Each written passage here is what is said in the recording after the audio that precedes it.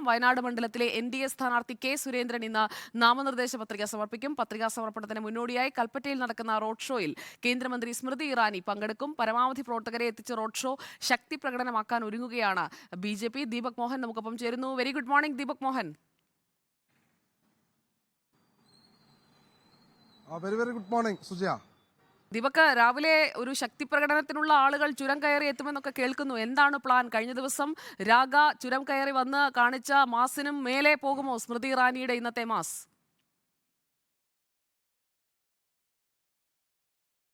സുജയ, കഴിഞ്ഞ ദിവസം രാഹുൽ ഗാന്ധിയും അതോടൊപ്പം ആനിരാജയും നാമനിർദ്ദേശ പത്രിക സമർപ്പിക്കുന്നതിന് മുന്നോടിയായി നടത്തിയ റോഡ് ഷോയിൽ ഇളക്കി മറിച്ചാണ് വയനാട് ലോക്സഭാ മണ്ഡലം ഇളക്കി മറിച്ചുള്ള രീതിയിലുള്ള റോഡ് ഷോ ആയിരുന്നു. അതിന് സമാനമായ രീതിയിൽ തന്നെ ഇന്ന് NDA സ്ഥാനാർത്ഥി കെ സുരേന്ദ്രന്റെ നാമനിർദ്ദേശ പത്രിക സമർപ്പണത്തിന് മുന്നോടിയായുള്ള റോഡ് ഷോയിൽ ഈ 7 നിയോജക മണ്ഡലങ്ങളിൽ നിന്നുള്ള ആയിരക്കണക്കിന് പ്രവർത്തകർ കൽപ്പറ്റയിൽ റോഡ് ഷോയിൽ പങ്കെടുക്കാനായി എത്തുമെന്നാണ് അറിയാൻ കഴിഞ്ഞത്.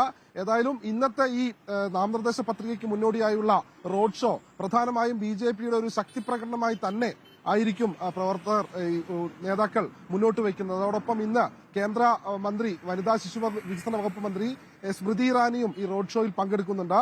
ഈ കെ സുരേന്ദ്രന്റെ കൂടെ നാമനിർദ്ദേശ പത്രിക സമർപ്പിക്കാനായി കേന്ദ്രമന്ത്രി സ്മൃതി ഇറാനിയും എത്തും.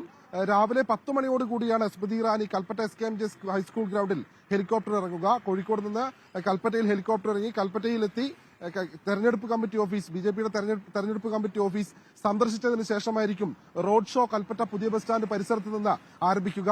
ഈ 7 നിയമസഭാ മണ്ഡലങ്ങളിലും, അതായത് വയനാട്, സുൽത്താൻ ബത്തേരി, കൽപ്പറ്റ, മാനന്തവാടി, മലപ്പുറം ജില്ലയിലെ നിലമ്പൂർ, വണ്ടൂർ, ഏറനാട്, കോഴിക്കോട് ജില്ലയിലെ തിരുവമ്പാടി എന്നീ 7 നിയോജക മണ്ഡലങ്ങൾ ഉൾപ്പെടുന്ന വയനാട് ലോക്സഭാ മണ്ഡലങ്ങളിലെ 10,000-കണക്കിലേറെ പ്രവർത്തകർ ഇന്ന് കൽപ്പറ്റയിലേക്ക് എത്തും. അതിനുശേഷമായിരിക്കും രാവിലെ 11:30 ഈ റോഡ് ഷോ ആരംഭിക്കുക. റോഡ് ഷോയിൽ നിരവധി പ്രവർത്തകർ പങ്കെടുക്കും. അതോടൊപ്പം സംസ്ഥാന ദേശീയ നേതാക്കളിൽ പലരും ഇന്നിവിടെ എത്തും എന്നാണ് അറിയാൻ കഴിഞ്ഞത്.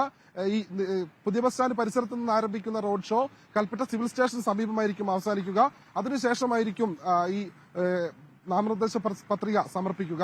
ഏതായാലും ആ നാമനിർദ്ദേശ പത്രിക സമർപ്പിച്ചതിനു ശേഷം സ്മൃതി ഇറാനി മാധ്യമങ്ങളെ കാണുമെന്നാണ് അറിയാൻ കഴിഞ്ഞത്. ഏതായാലും വയനാട്ടിൽ ഏറെ മുന്നിലാണ് ഈ BJP സ്ഥാനാർത്ഥി സുരേന്ദ്രന്റെ പ്രചരണം. കാരണം ആദിവാസി മേഖലകൾ കേന്ദ്രീകരിച്ച് ഏറ്റവും മുന്നിൽ തന്നെയാണ് അദ്ദേഹം പ്രചരണം നടത്തുന്നത്. ആദിവാസി കോളനികൾ കേന്ദ്രീകരിച്ച് കൃത്യമായി ഈ വനത്തിനുള്ളിലുള്ള ആദിവാസി കോളനികളിലെല്ലാം ചെന്ന് അവിടെ എത്തി പഴയ ബന്ധങ്ങൾ പുതുക്കി വോട്ടുറപ്പിച്ചാണ് സ്ഥാനാർത്ഥി മുന്നോട്ടു പോകുന്നത്. കഴിഞ്ഞ ഇലക്ഷൻ ചരിത്രത്തിൽ ഏറ്റവും കൂടുതൽ 80,000 വോട്ടായിരുന്നു 2014 BJPക്ക് ലഭിച്ചത്. അതിനുശേഷം 2019 തുഷാർ വെള്ളാപ്പള്ളി വന്ന സമയത്തും 78,000 വോട്ടായിരുന്നു അന്ന് ലഭിച്ചത്. എന്നാൽ ഇത്തവണ അതിനേക്കാൾ കൂടുതൽ വോട്ട് ശരാശരി ശതമാനം വർദ്ധിപ്പിക്കുക, അതായത് 1.5 ലക്ഷത്തിലേറെ വോട്ട് വർദ്ധിപ്പിക്കുക എന്നൊരു ഗൂഢലക്ഷ്യം കൂടി ഇത്തവണ BJPക്കുണ്ട്. മാത്രമല്ല, കോൺഗ്രസിന്റെ സ്ഥാനാർത്ഥിയായി രാഹുൽ ഗാന്ധി എത്തിയതോടുകൂടി BJPയുടെ സംസ്ഥാന അധ്യക്ഷനായ സുരേന്ദ്രനെ തന്നെ വയനാട്ടിൽ എത്തിക്കുക എന്നതോടുകൂടി കടുത്ത ഒരു മത്സരത്തിലേക്ക് എത്തിക്കുക എന്നതാണ്. മാത്രമല്ല, ഈ ഏറ്റവും അവസാനമായി രാഹുൽ ഗാന്ധിയുടെ ഭൂരിപക്ഷം കുറയ്ക്കുക എന്നുള്ളൊരു ലക്ഷ്യം കൂടിയുണ്ട്. ഈ സംസ്ഥാന അധ്യക്ഷൻ ആയിട്ടുള്ള കെ സുരേന്ദ്രൻ എത്തുന്നതോടുകൂടി രാഹുൽ ഗാന്ധിയുടെ വോട്ട് ശതമാനം അല്ലെങ്കിൽ രാഹുൽ ഗാന്ധിയുടെ വോട്ട് ഭൂരിപക്ഷം കുറയുമെന്ന് തന്നെയാണ് പ്രതീക്ഷിക്കുന്നത്.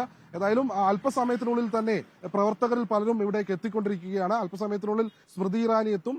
അതിനുശേഷമായിരിക്കും റോഡ് ഷോ ആരംഭിക്കുക. സുജയ.